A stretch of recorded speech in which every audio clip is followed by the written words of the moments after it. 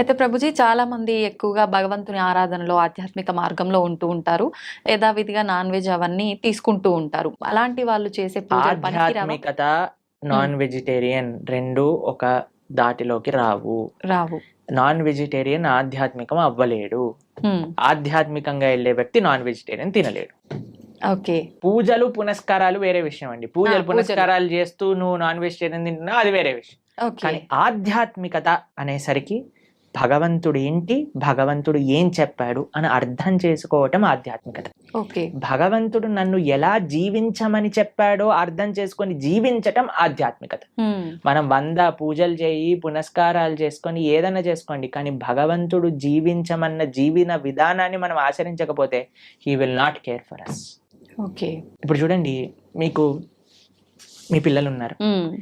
మీరు చెప్పిన మాట వినటం మీకు ముఖ్యమా? మీరు చెప్పిన విధంగా వాళ్ళు ఉండటం మీకు ముఖ్యమా?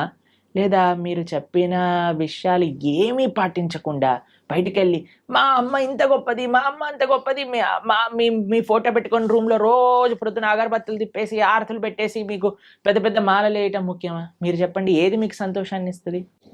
చెప్పిన మాట ఆచరిస్తే అంతే కదా. అంతే. చెప్పిన మాట ఆచరించి మీరు పెద్దగా ఏం చేయకపోయినా మీరు ఆనందంగానే ఉంటారు కదా. నాన్న చదువుకో, మంచిగా ఉండు, 10 మందితో మంచి చెయ్యి, నువ్వు ఎప్పుడు బాగుండాలి, అది మీరు చెప్పిన విధానాన్ని వాళ్ళు ఫాలో అవుతాయి కదా. అదే ఆధ్యాత్మికత అంటే. హ్మ్. భగవంతుడు ఏం చెప్పాలనుకుంటున్నారో తెలుసుకొని దాన్ని ఫాలో అవ్వటం ఆధ్యాత్మికత. ఓకే. భగవంతుడు ఫోటోలు పెట్టి ఓ ఓ అని తిప్పేటాల ఆధ్యాత్మికత కాదు. ఎప్పుడు వరకు మనం ఆయన మార్గాన్ని ఫాలో అవ్వకపోయినంత వరకు. హ్మ్. ఒక్కసారి మనం ఆయన చెప్పే విధానాన్ని ఫాలో అవుతూ హ్మ్. మిమ్మల్ని ప్రేమతో, ఇప్పుడు చూడండి మీ పిల్లలు మీరు హ్మ్. చెప్పిన విషయాలు అన్నీ మంచిగా విని హ్మ్. మీ పుట్టినరోజు రోజు ఒక గ్రీటింగ్ కార్డ్ చేసి మీకు చాలా సేపు కష్టపడి ఒక గ్రీటింగ్ కార్డ్ చేసి ఇచ్చారనుకోండి, మీకు ఎంత సంతోషం ఇస్తుంది. అరే చాలా మా పిల్లలు ఎంత బంగారు కొండలరా, నేను చెప్పలేనంత. చెప్పిందన్ని మాటలు వింటారు, నాకు ఇంత ప్రేమ గ్రీటింగ్ కార్డ్ తీసుకొచ్చారనిపిస్తుందా? అవును. అలానే భగవంతుడికి కూడా మనం ఎప్పుడైతే ఆయన మాటలు విని ఆయన ఆరాధన చేస్తామో హ్మ్. అప్పుడు ఆయనకు అంత సంతోషం వస్తుంది. మీ మాటలు ఎప్పుడు వినకుండా, మిమ్మల్ని ఎప్పుడు పట్టించుకోకుండా బర్త్డేకి మాత్రం పెద్ద గిఫ్ట్ తీసుకొచ్చా, ఏంది ఈ గిఫ్ట్, అరే కనీసం ఎవడడిగాడు ఎవడడిగాడు నిన్ను నిన్ను అని అంటారు, అంతే కదా. అలానే భగవంతుడు మన పూజలు కూడా అలానే అనిపిస్తాయి, ఇది ఖచ్చితంగా అందరూ తెలుసుకోవాల్సిన విషయం. అంతే కదా. అయితే ప్రభుజీ పిల్లల టాపిక్ వచ్చింది కాబట్టి నేటి బాలలే రేపటి పౌరులు అంటారు. అయితే అటువంటి పిల్లల్ని మనం పెంచే విధానము కరెక్ట్గా ఉండకపోవడం వల్ల అంటే ప్రభావం పడుతుందా, లేదంటే విద్యా వ్యవస్థ ప్రభావం ఏమైనా ఉంటుందా ప్రభుజీ? అన్ని ప్రభావం. హ్మ్. మనం పెంచే విధానం, విద్యా వ్యవస్థ, టీచర్లు, మీడియా, హ్మ్. వాళ్ళు చూపించేవి, వాళ్ళు ఉండే ఫ్రెండ్స్ అన్నిటినీ ప్రభావం ఉంటుంది. కరెక్ట్, అన్నీ కూడా జాగ్రత్తగా ఉండాలి. హ్మ్. ఇప్పుడు అన్నిటినీ మార్చేయలేం కదండి. మన వంతు మన మార్పు మనతోటి ప్రారంభం అవ్వాలి. కాబట్టి ఇప్పుడు చూడండి, అందరి పిల్లలకి హాలిడేస్ టైం. అవును. ఇప్పుడు మీ హాలిడేస్ లో మీ పిల్లలకి ఏం నేర్పిస్తున్నారు? హ్మ్. ఎన్నో మంచి ఆధ్యాత్మిక కేంద్రములలో సేవా మాధ్యమంగా సమ్మర్ క్యాంప్స్ జరుగుతున్నాయి. మన ఇస్కాన్ హైదరాబాద్లో సమ్మర్ క్యాంప్స్ చేస్తున్నారు. మేము ఆదిలాబాద్లో రేపు సమ్మర్ క్యాంప్ చేస్తున్నాం. పిల్లలకి కనీసం సెలవులు వచ్చినప్పుడైనా మంచిగా సేవ చేసుకునే ఒక అవకాశాన్ని ఇవ్వండి. గోశాలకి తీసుకెళ్ళండి, శ్లోకాలు నేర్పించండి, మ్యూజిక్, మన క్లాసికల్ మ్యూజిక్ నేర్పించండి, క్లాసికల్ డాన్స్ నేర్పించండి. మన కల్చర్కి ఎంత దగ్గరగా మనకి సమయం ఉన్నప్పుడు, ఇప్పుడు స్కూల్ ఉన్నప్పుడల్లా అంటే కష్టమే, కానీ అట్లీస్ట్ ఫెస్టివల్స్ టైంలలో మనకి ఇలా సమ్మర్ హాలిడేస్ వచ్చినప్పుడు, వింటర్ వెకేషన్స్ వచ్చినప్పుడు మనం ఏదైనా మంచి ఆధ్యాత్మిక ప్రదేశానికి తీసుకెళ్ళటం, అక్కడ ఉండే మంచి వ్యక్తులతో కల్పించటం, మాట్లాడించటం, వాళ్ళకి కల్చర్ని ఇంట్రడ్యూస్ చేయటం, ఇలా కానీ మన శక్తియుతంగా మనం ప్రయత్నించి, ఇప్పుడు చూడండి we can do our best. దాని తర్వాత ఇంకా వాడికి జీవితంలో ఏం చేసుకుంటారో అనేది వాళ్ళ ఇష్టం. కానీ మనము ఇవ్వకపోతే మన తప్పు అవుతుంది. కాబట్టి వాట్ వీఆర్ సేయింగ్ ఇస్, అందరు పేరెంట్స్ కూడా మీ వైపు నుంచి మీరు ప్రయత్నం చేయండి. ఇప్పుడు సమ్మర్ హాలిడేస్ వచ్చాయి, మంచి ఆధ్యాత్మికంగా అలానే విశేషాలు అన్నీ కూడా నేర్పించేటట్టుగా మంచి విశేషాలు నేర్పించండి. మ్యూజిక్లో మంచి విశేషాలు, డాన్స్లో మంచి విశేషాలు, శ్లోకాల్లో మంచి విషయం, అన్నిట్లో మంచి ఉంది, ఆ మంచిని నేర్పించండి అని చెప్తున్నా, అంతే. ఓకే. కాబట్టి సమయం ఉన్నప్పుడు పిల్లల్ని ఎంగేజ్ చేయాలండి. పిల్లలకి ఫ్రీ టైం ఇస్తే వాళ్ళు పాడైపోతారు. కాబట్టి మీకు సమయం ఉన్నప్పుడు మీరు కానీ హాలిడేస్లో వాళ్ళని ఎంగేజ్ చేయలేదనుకోండి, ఫోన్కి అడిక్ట్ అయిపోతారు, టీవీకి అడిక్ట్ అయిపోతారు, తర్వాత టెలివిజన్కి అడిక్ట్ అయిపోతారు. ఇవన్నీ మనకు వద్దు అన్నప్పుడు వాళ్ళని మార్నింగ్ టిల్ నైట్ స్కిల్స్లో ఎంగేజ్ చేయండి. స్విమ్మింగ్ నేర్పించండి, ఇన్స్ట్రుమెంట్స్ నేర్పించండి, ఎక్సర్సైజ్కి తీసుకెళ్ళండి. బయట ఎంత వీలైతే అంత మనం ఉంచడానికి ప్రయత్నం చేయాలి. మీరు బయట ఉండాలి. మీరు ఫోన్ పట్టుకొని కూర్చున్నాడు అనుకోండి, వాడు ఫోన్ పట్టుకొని కూర్చుంటాడు. కాబట్టి let us all use this time nicely. ఈ సమయం మనకి ఏదైతే ఉందో దాన్ని బాగా యూజ్ చేసుకొని పిల్లల్ని ఒక మంచి ట్రాక్ లో పెట్టేటట్టుగా మనం ముందుకు తీసుకెళ్ళాలి. ప్రభుజీ, ఎక్కువగా భగవంతుని నమ్మిన వాళ్ళకి, భగవంతునికి ఎక్కువ చేరువలో ఉన్న వాళ్ళకి ఇబ్బందులు వస్తాయని అంటూ ఉంటారు కదా ప్రభుజీ, మామూలుగా వింటూ ఉంటాము. అదంతా ఎంతవరకు నిజం అంటారు? అసలు నిజంగా భగవంతుడి దగ్గర ఉన్న వాడికి కష్టాలు రావు అనేది ఎంత అబద్ధమో, భగవంతుడి దగ్గర ఉన్న వాళ్ళకి ఎక్కువ కష్టాలు వస్తాయి అనేది కూడా అంతే అబద్ధం. ఈ ప్రపంచంలో అందరికీ కష్టాలు సుఖాలు వచ్చి తీరుతాయి. ఓకే, ఇప్పుడు చూడండి, నేను చెప్పాను అనుకోండి, ఈ సంవత్సరం ఎండాకాలం లేదు, మీరు నమ్ముతారా?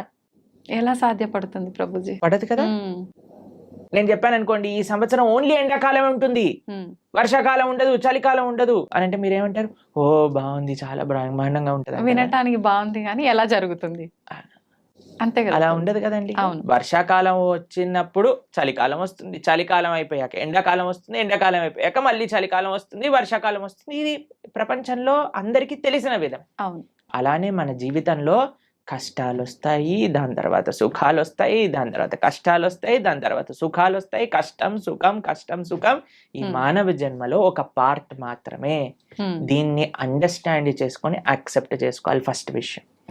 దీనికి భగవంతుడికి ఎటువంటి సంబంధం లేదు. నీ జీవితంలో అంటే మనందరి జీవితంలో కష్టము సుఖము, ఎలా అయితే ఎండాకాలం వస్తుందో, ఎలా అయితే వర్షాకాలం వస్తుందో, ఎలా అయితే చలికాలం వస్తుందో, అలానే కష్టము సుఖము మిక్స్డ్ కాలం మూడు మన జీవితంలో ఉంటాయి, ప్రతి ఒక్కళ్ళ జీవితంలో. మరి భగవంతుడు ఏం చేస్తాడు? భగవంతుడు ఏమైనా కష్టాలు తీసేసే వాడిని నేను కష్టాలు తీయడానికే భగవంతుని మనం అపాయింట్ చేసుకున్నాము అని మీరు అనుకుంటున్నారా? చాలా మంది ఏమనుకుంటారో తెలుసా అండి, వాడు నా పనివాడు, నాకు ఏదైనా కష్టం వస్తే వాడు దాన్ని క్లీన్ చేయాలి, ఇలా భగవంతుని భావిస్తారు. ఇది కరెక్ట్ భావన అంటారా? చాలా తప్పు ప్రభుజీ. తప్పేనా? మరి మనం ఎందుకు అలా అనుకుంటున్నాం? భగవంతుడికి మనం భగవంతుడి సేవ చేయాలా, భగవంతుడు మన సేవ చేయాలా? మనమే భగవంతునికి సేవ. మరి మనం ఆలయానికి వెళ్ళి చేస్తున్నాం, నాకు ఈ కష్టం వచ్చింది నువ్వు ఇది చేసేసాయి అంతే అని భగవంతుని మన సేవలో పెట్టుకుంటున్నాం. మనం ఎంత తెలివైన వాళ్ళని చూడండి. మనం భగవంతుడు కష్టాలు ఇవ్వడు, భగవంతుడు కష్టాలు తీసేయడు. భగవంతుడు కష్టాలలో దాన్ని ఎదుర్కొనే ధైర్యాన్ని ఇస్తాడు. ఓకే, కష్టం రూపంలో మనకేదన్నా మనం చెడు మార్గంలోకి వెళితే భగవంతుడు ఒక కష్టాన్ని సృష్టించి మనల్ని కాపాడుతాడు, ఎక్కువ ప్రమాదం జరగకుండా. అంతేకాని మనల్ని ఎప్పుడు భగవంతుడు కష్టాలు పెట్టడు, కష్టాలని ఆపడు. మీకు ఒక ఎగ్జాంపుల్ చెప్తాను. నిన్నే మేము టీవీలో చూసాము. ఒక అమెరికాలో అట ఒక ఫ్లైట్ లో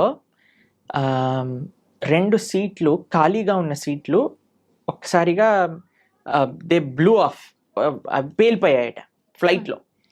అయితే ఆ 2 సీట్లలో ఉన్న వాళ్ళకి అసలు ఎందుకు రాలేదు వాళ్ళు అని చేస్తే, వాళ్ళిద్దరి జీవితాలలో ఏదో లాస్ట్ మూమెంట్ ఏదో అయిపోయి వాళ్ళు వెళ్ళలేకపోయారట.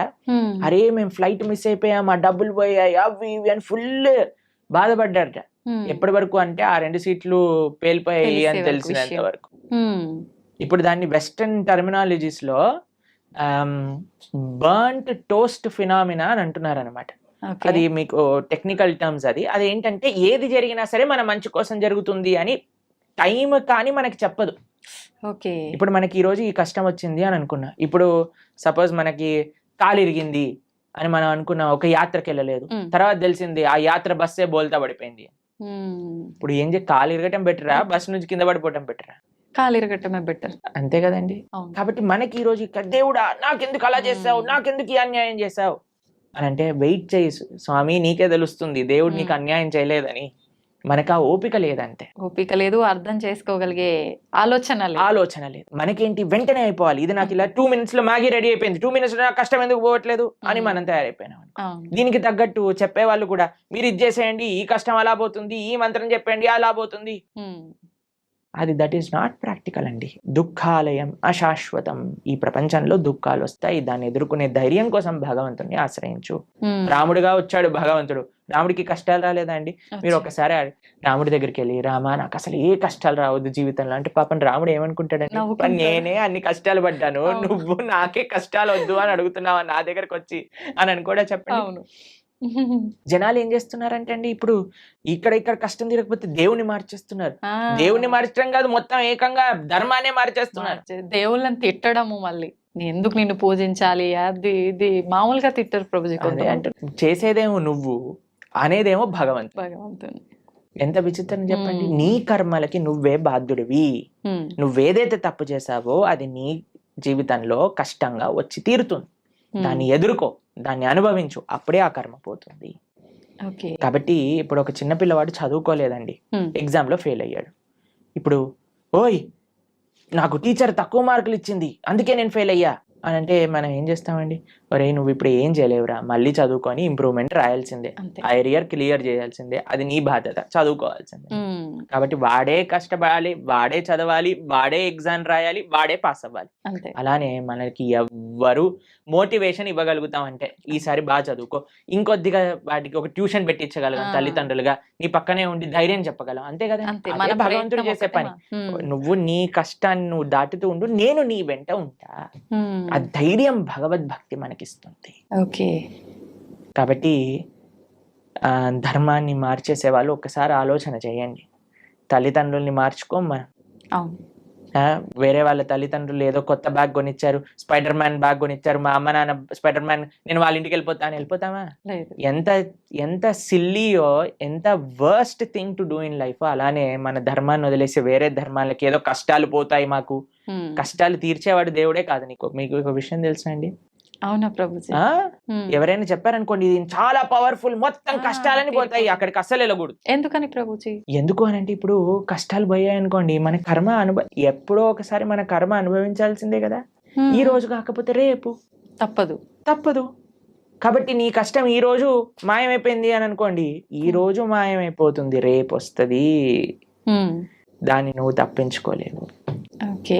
అంటే మనం చేసుకునే కొన్ని పుణ్య కార్యాల వల్ల మన పాపాలు తొలగిపోయే అవకాశం ఉంటుంది అని అంటారు కదా ప్రభుజీ. దాంట్లో భాగంగా పుణ్యము, మంచి పనులు పుణ్యాన్ని ఇస్తాయి, చెడు పనులు పాపాన్ని ఇస్తాయి. ఓకేనా? పుణ్యము సపరేట్ గా అనుభవించాలి, పాపం సపరేట్ గా అనుభవించాలి. పుణ్యం ఎక్కువ చేసేస్తే పాపాన్ని అది తొలగించదు. అర్థమైందా మీకు? ఓకే. ఓకే. ఇప్పుడు పుణ్యం ఏదైతే ఉందో దాన్ని మీకు స్వర్గానికి తీసుకెళ్తుంది అని అనుకోండి, పాపం ఏదైతే ఉందో దాన్ని మీకు నరకానికి తీసుకెళ్తూ ఉందనుకోండి. మీరు ఎక్కువ పుణ్యం చేసేస్తే ఈ పుణ్యం వెళ్ళి పాపాన్ని ఇది చేసేదన్నమాట. పుణ్యం ఖాతానే, పాపం ఖాతానే.